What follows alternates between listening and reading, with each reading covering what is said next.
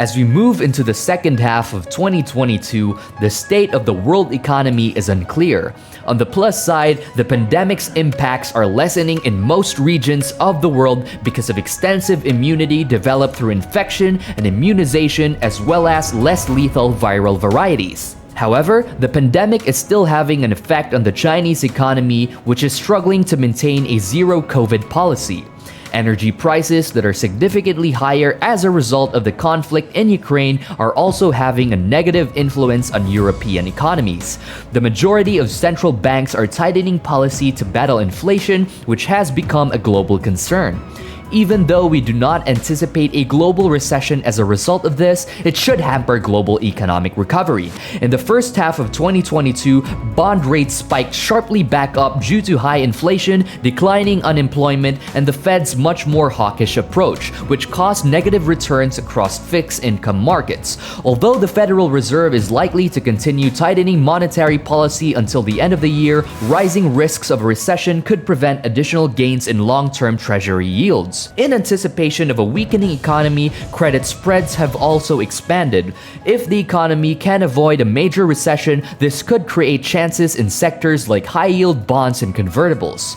The Omicron's variant extension of the epidemic, dramatically rising inflation and interest rates, declining stock values, and the shock of Russia's violent invasion of Ukraine have all contributed to many Americans' dissatisfaction with the first half of 2022. Consumer sentiment has reached its lowest point ever as a result of these causes and a still very divisive political climate. Investors' natural inclination is to sell risk assets generally and stocks in particular when they are concerned about the future. But historical evidence indicates that attempting to timing markets in this manner is a bad idea. The S&P 500 gained or lost in the 12 months following each of the 8 major peaks and troughs highlighted on the slide over the past 50 years for consumer sentiment. It's important to note that this doesn't imply that US equities will return anywhere close to 24.9% in the upcoming year, as many other factors will influence that result. It does, however, advise that investors should concentrate on fundamentals and valuations when making plans for 2022 and beyond, rather than investing based on how they feel about the globe.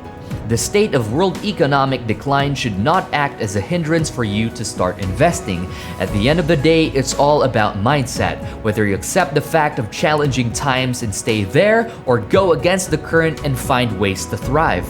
According to Robert Kiyosaki, there are 3 main management skills to succeed: management of cash flows, management of systems, and management of people.